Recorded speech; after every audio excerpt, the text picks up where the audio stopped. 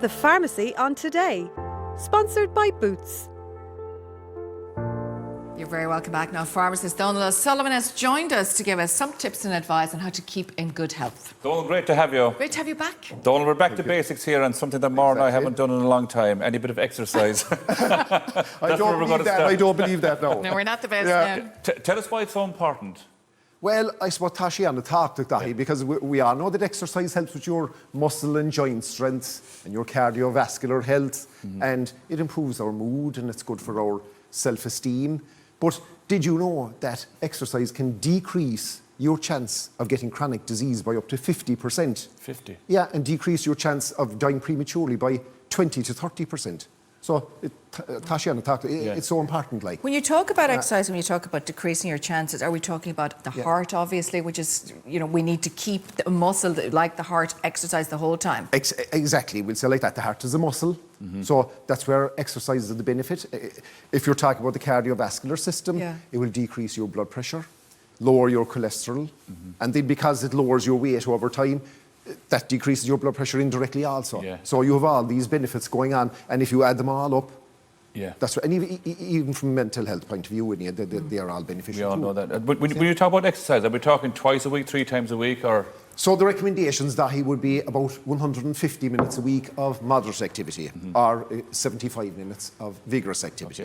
Okay. What is moderate? That's just going for a walk, is it? Going for a walk, that you could have a conversation with somebody, and it's fine. So 2 hours, two and a bit hours kind of a exactly. week. So no, I know people have very busy schedules, Mara, but I suppose it's still not excessive. But as my comrade in the gym, Bobby always says, it's so important, and I suppose this is an important thing to get across, that if you can include exercise as part of your lifestyle, that it's a long-term commitment, something you're going to do week in, week out. You might say, 150 minutes isn't much, but if you're only going to do it for 1 week, and then you're going to I think we're going past the situation saying, no, listen, we have a very busy life. Like, this is a huge part of who we are. Like, exactly. And as you said there, if we want to live longer, if we want to have a good quality of life, we should be doing it. And this excuse of that we don't have enough time is rubbish, really. Well, I suppose you're doing harm to yourself, really, isn't it, in the longer term? But, you know, it's so important to try to fit it into the schedule. We see as well, of course, exercise is one thing, and then you've got diet. And I mean, they always say, especially when you're training, that, you know, it's 80% diet if you're trying to lose weight. So a healthy diet is very important. It is, Mara, because even the health benefits there again, you're talking about similar ones: reducing your risk of type 2 diabetes, improving your cardiovascular health, even reducing your chances of getting certain cancers. So diet again is so important. Yeah, and a lot of it will come back to processed foods as well. Like we're showing here every day, Donald, how easy it is in one sense to cook good quality food at home. Yeah, even on hse.ie they have a recipe book, 101 square meals. They have another section on how to prepare a healthy lunch. And then you have sections on focusing on food pyramid, vegetables and fruit, maybe steaming and grilling rather than roasting or frying in oil. And you can change it bit by bit as well. You don't have to jump in head first into it. Exactly. Once you start making your step by step. Because it's so hard in all our houses now, between biscuits and cakes and everything like that. And Oscar and Camille at home, they call me the cookie monster, because once I started the chocolate biscuits, it's not one. I think we're all like it goes multiplying fairly fast. But I suppose planning as well, like a lot of people say, make overnight oats. They're very simple. It's just a bit of porridge with milk, oat milk or whatever, cow's milk, and just fruit thrown in and have it the next day. Do you think that's what people should do? That's so healthy, Mara, we'll say like that. And especially if people get you started gradually, like that, he said, do your steps that you're going to eat more fruit and vegetables, try to incorporate them into the diet. You know, sometimes when we're thirsty, we think we're hungry. Maybe we should just drink a bit of water. And again, it's routine though. Like, that's what I find with myself, Fanny. If I get into that habit, and if you break, say, bad habits of, say I'd stop halfway coming down, and sometimes I may or may not have a rasher and sausage baguette. Like, that'd be my go-to thing. That's your habit, though. That's my habit, But say, I stopped that one time, and it took me the first day or two to get over. Then I got over myself the whole thing. Then I fell out of the routine of eating that type of food.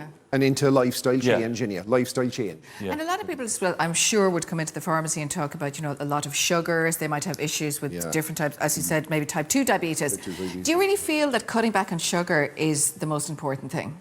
Well, sugar and saturated fat. But I suppose, look, you have to have a balance in everything, and moderation in everything. But if you can just focus on a lot of home cooking, if it's at all possible, and like we were saying already, the vegetables, fruit, reducing the processed foods. Because if you look at the side of the packs and a lot of processed foods that we were talking about earlier, you'll see Like trans fats and the whole lot. there could be 25% sugar and you could have 25% saturated fat. Yeah. So, you know... Read what you're going to have. Yeah, read on the box. Can we move on to sleeping, Donald? Because this is something we all do every night, and some people sleep well and some people don't, but it's very, very important that we do get a good night's sleep. Exactly. To maintain our brain function, also, it's so important because like if you're a child or a teenager, for your growth and development, and even as adults, it's the time when our body repairs itself.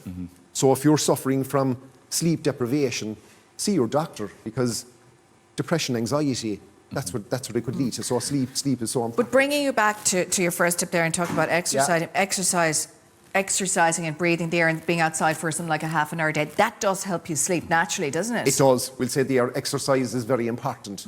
And going to bed at the same time. Every night. Getting up at the same time. And then use relaxation techniques before you go to sleep. But even bringing the second point, didn't say with the exercise is step one, step two, then is the food. It's all connected, really. It's all connected. Say, for example, if you're eating a big meal, maybe an hour before you go to bed, That's and right, you're not actually gonna just sleep. before as well, Yeah. it sits there and you don't sleep properly. And these are all simple steps. It's not like we're rocket science or anything like that. These are things that it's capable for all of us to do these things. Yeah.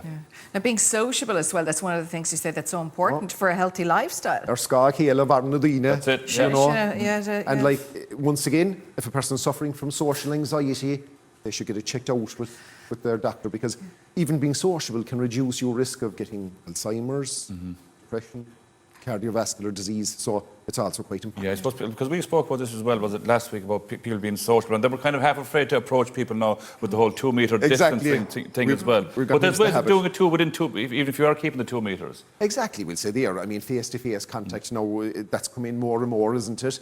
And we'll say even going for a walk with somebody, things like that, you can just try to get back. I see the HSE even have this social prescribing programme, that they have a coordinator that will make contact with you and maybe discuss certain activities that you might like to take part in, or, you know... And groups. There are groups exactly. that get together. And groups you might like to join in here. So it's so important in here, like no one is an island. So, yeah, that's it, And I suppose during COVID we did see a lot of that, of people being isolated because, well, I suppose because they fall had into to a rut first. then as well. Yeah, and they fall into a rut, and finding it difficult even now at the stage even we're at to now, get Mara, back exactly. socialising naturally again. You So that's can really see important. It's going to be a big change for people now to come out of it anyway, like, but hopefully now that we will see improvements. It's probably the right time to start, isn't it? This time of the year, nearly almost, even still to take a bit of exercise. You know, a lot of people are saying, my sister does sea swimming. You're a big swimmer too, Donald, aren't you? Yeah, I did.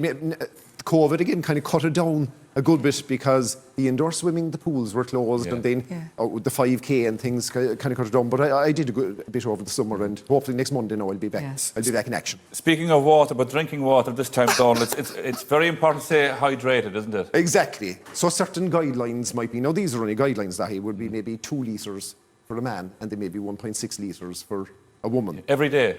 Every day, but you see, that would also include, you know, tea, coffee, other fluids you're drinking. But I think where hydration comes in is that, like I said earlier, we're better to stick to 3 meals. And if you feel sometimes there that, oh God, I'm feeling hungry in between, sometimes maybe it's you're mixing it up first. They say that if you are starting to feel thirsty, you're actually dehydrated at that stage. You see, exactly, and that will. So that's the time to have your cup of water. Have the water. Yeah. Gurmila Donald, thanks so much. Great to have you back with us Thank again. you very much. Thank you. Now, should you have any health concerns, of course, please do, as Donald said earlier on there, of course, contact a medical professional. The Pharmacy on Today. Sponsored by Boots.